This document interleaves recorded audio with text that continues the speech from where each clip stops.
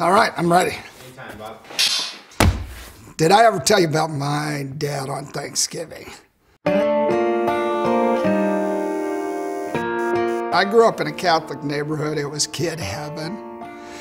There were hundreds of kids playing all the time.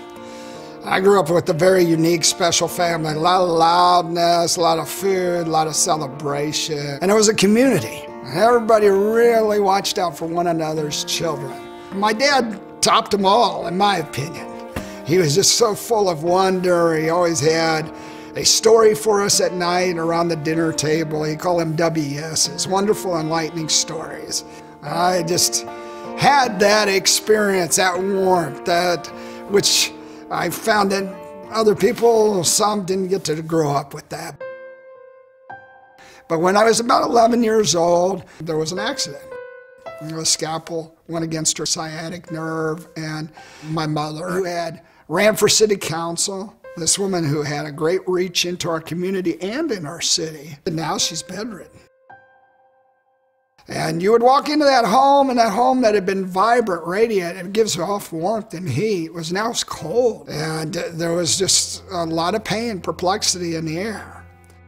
Now I was 15 or 16, and something happened. I reacted to my mother, and I just had had enough. I started to scream at her. She shut her door. Well, I put my fist through her door, one of those little hollow doors.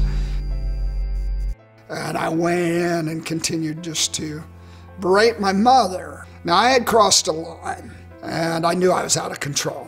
And so I left that day. And I went into 3 years of the worst nightmare I would never want any other human being to experience, of drugs and of darkness. Well, about the end of that 3 years, it was ended this way, is I was making drug deals. I've just been popped. So I knew I was headed for jail. The only way out is to start to change my life and get out into a local university. And I sit down in the class, and I'm on drugs, still in a mess, and just doing what I have to do to keep out of jail. The instructor walks in and starts to do an analogy on the board, and it's really a rhetorical question. Well, I shot out the answer about halfway through. He puts his chalk down, and he turns around, and the class gets quiet. And there's this awe in this room, and there's a stunning moment. And he said, "Bobby," he said, "how are you doing, my son?"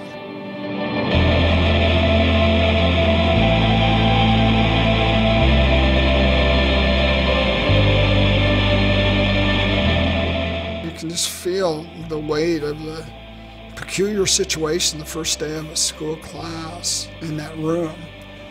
And I said, "I'm doing fine."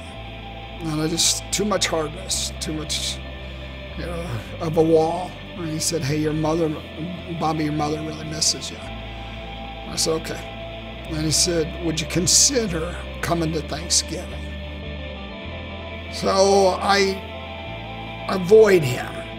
But something touches me, this Thanksgiving Eve. And about 3 or 4 in the morning, I'm still up, and all my friends leave. And I just decide I'm gonna go to the Thanksgiving dinner. And I knocked on the door, and they would start early, this big Catholic family, and you got the whole room who hasn't seen me for 3 years, and either they're really mad at me or they're really sad for me. They look at me and they're just really disappointed. So I'm agreeing with them. In my heart, I'm worthless. I don't have any future. I've blown it. There's no return. We sit down at the table, and there's 30 people, and they all get into a conversation after a while, but I'm lost in my thoughts of worthlessness. I'm lost in my thoughts of no future. And I feel something. I feel a joy. I feel a delight. I feel a warmth. I feel this excitement. It felt like shots of joy were over me, were coming towards me. I look up, and my father's across from me. And my father's radiant, and his smile is from ear to ear. And his eyes are welling up with tears, and he looks at me. And then he says, Bobby, you're my delight. And the whole table, this shock goes through them. And he says, you're everything to me. He said, Bobby, you're my delight. He said, my son, the joy that you bring me and the pleasure that I find in you. And he starts pouring out this hope and love for me as a human being. And I said, Dad, do you know how many problems I have? Do you know how bad I've fallen and what I've done? He said, I know you're my son. I know you're Hartley the heart. I know you have a great heart, my son. And he said, you pin your problems to the mat. And he said, Bobby, you're going to be quite a man. You're going to touch a lot of lives. And it was almost like he backed out of where I was at and walked down the hallway of my life, saw where I was going, and came back and told me what he saw.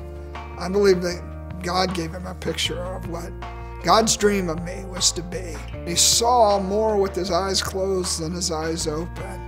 And he spoke hope to the hopeless. And he spoke it from a place of hope where he had seen. I still did drug deals for a while, even as I went to college.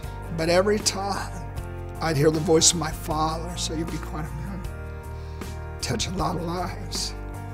It was probably 3 years after that that I gave my life to the wonderful Son of God.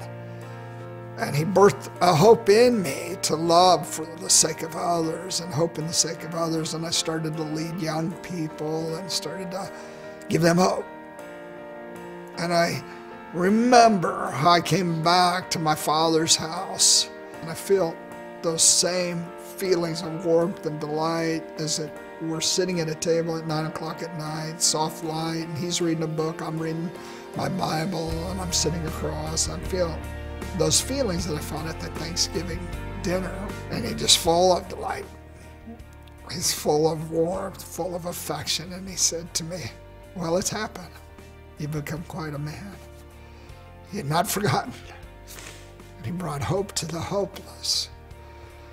I never thought I'd come out of that hole. And I just say, for you, my friends, in the midst of this darkness of my life, he brought a little candle. A candle was lit, and it changed my life forever, and it grew, and it grew, and it grew. And we all have this opportunity to bring a living hope. And you have a living hope. God bless you.